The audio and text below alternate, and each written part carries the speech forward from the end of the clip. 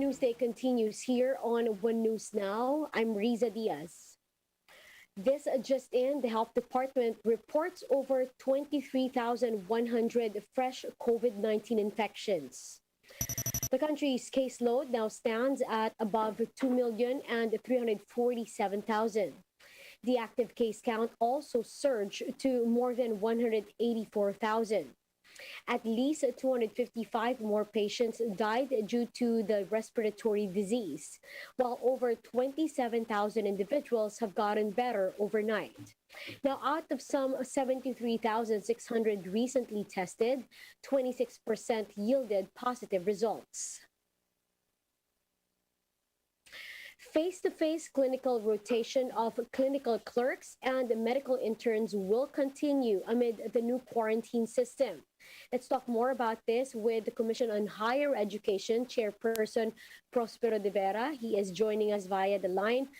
Sir Prospero, good afternoon. Hi, good afternoon, and thank you for having me. So, de Vera, first off, have you already issued new guidelines, and can you walk us through with it?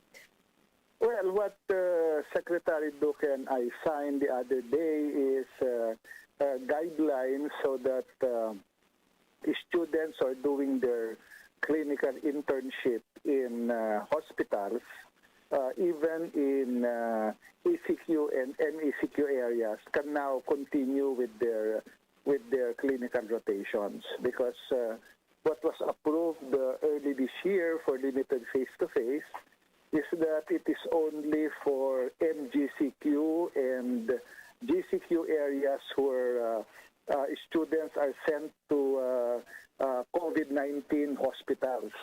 But we realized as MECQ and ECQ came in that we really need the health manpower backup that we have, and that it is safe to allow clinical interns to continue going to hospitals. The requirement is that they will not be sent to the portions of the hospital where there are COVID activities. So that's the requirement. But it can now be done in all parts of the country. Sir De Vera, what are the major changes that university and colleges, or college administrators rather, should expect, again, amid this new quarantine system? No, there's nothing that changes because the guidelines for limited face-to-face has been implemented since January this year. So schools have to apply in CHED at the regional offices so that they'll be allowed to do limited face-to-face.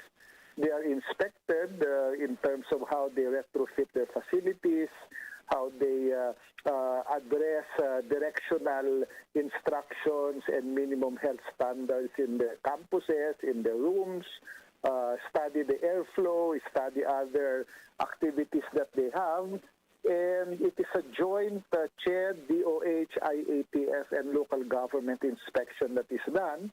And if they pass the inspection, they're allowed to have limited face-to-face classes in medical and allied health sciences.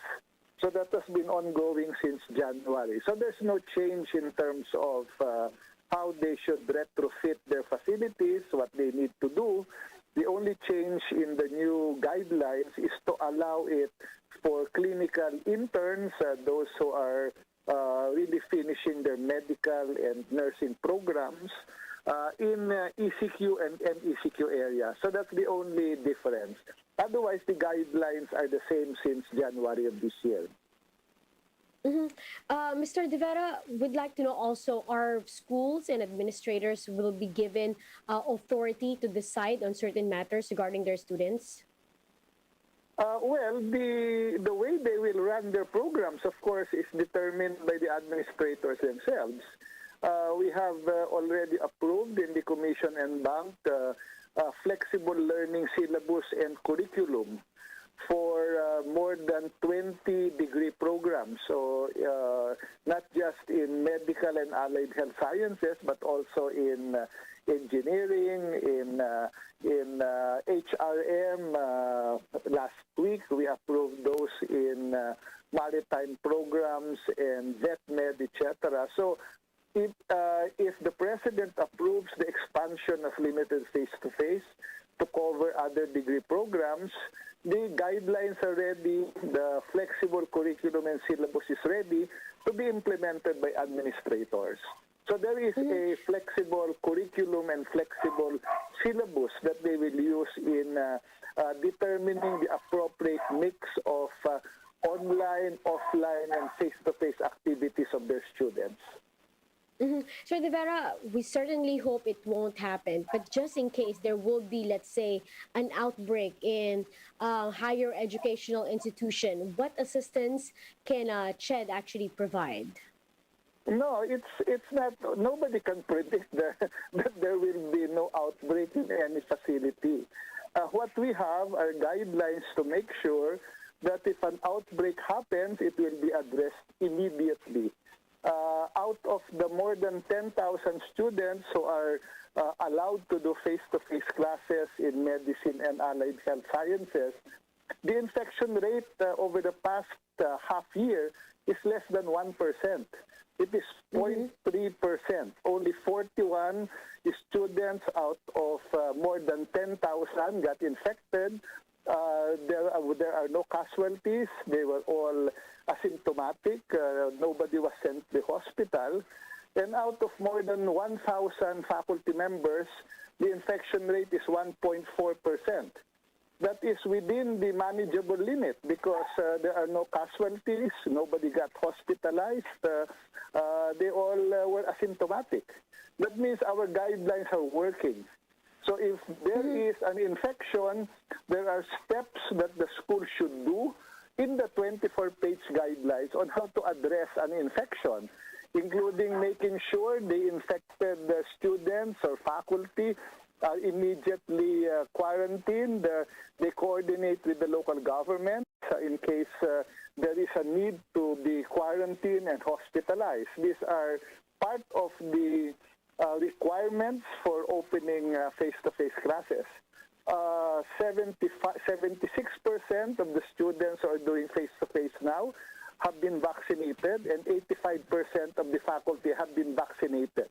So there is an additional layer of protection that we have already put in place. Just a final question, Sir De Vera. Again, can you walk us through very quick on the necessary measures that universities and colleges should be taking in place to ensure, again, the safety among their students and their school personnel?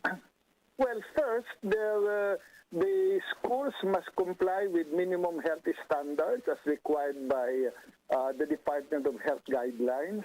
Their facilities must be retrofitted. They must have a mechanism to work with their local governments in case there's an infection. They should have facilities in the university in case students or faculty members get infected. The retrofitting of their facilities must be complete, and they are monitored through our regional offices.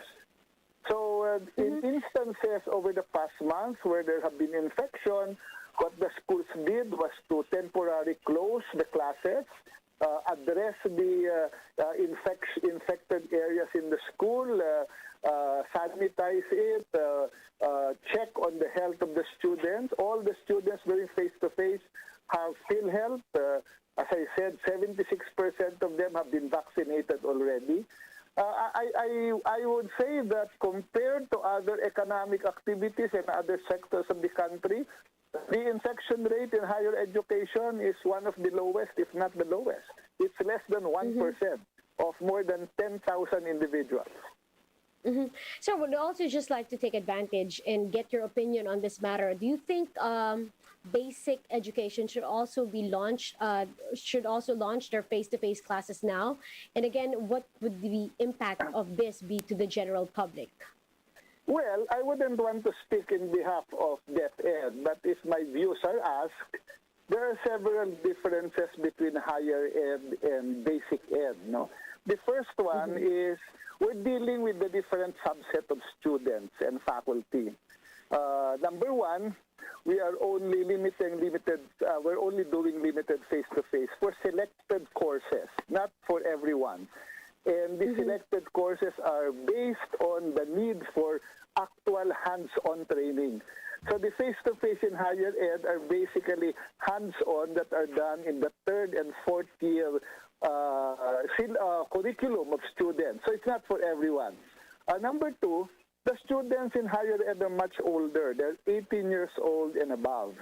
That means they are already part of the group to be vaccinated by government. They're already part of the 18 to more than 60 to be vaccinated. The problem with K-12 is that the students that are being targeted to do limited face-to-face or face-to-face are not part of the vaccination group yet of government because they're less than 18. And the vaccines for younger people, not all of them have been certified or approved by government for vaccination. So it's a little more challenging to vaccinate those who will go to face-to-face in K-12 versus those who will go to face-to-face in higher ed. Number three, we have already the experience of more than half a year of doing limited face-to-face. So the schools are quite good already in implementing it because we've done it since January.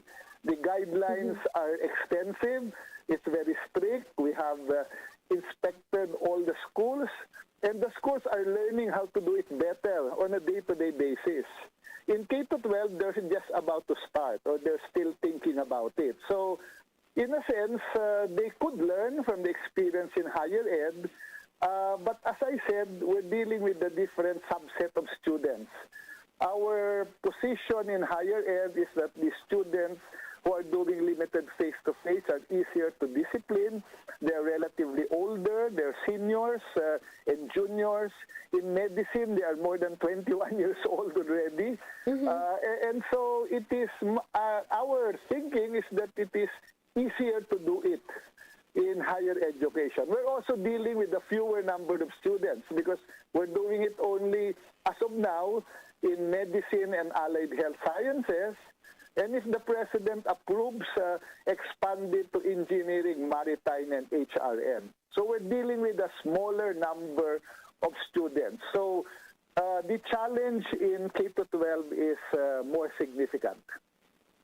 Well, thank you, sir, for sharing with us your time, those information, and of course, your insights. That's Mr. Prospero de Vera, Chairperson of the Commission on Higher Education.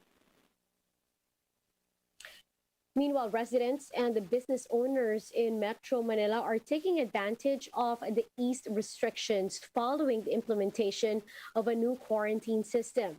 JC Cosico has the report. Shoppers have begun to flock to Baclaran on the first weekend of the Alert Level 4 implementation in Metro Manila. This couple traveled all the way from Laguna hoping to take advantage of the eased restrictions. Mas mura dito eh. Yung iba kasi nakawala ng mga pangnegosyo kasi nakakaawa din naman. Eateries are also full of customers as limited dine-ins have been allowed. So far so good naman kaysa dati wala. Once it serves hot, mas masarap siya. Mas okay ka pag dito eh, kasi mabubusog ka talaga. Oo. Yung problema kasi sa pag-takeout, walang makainan.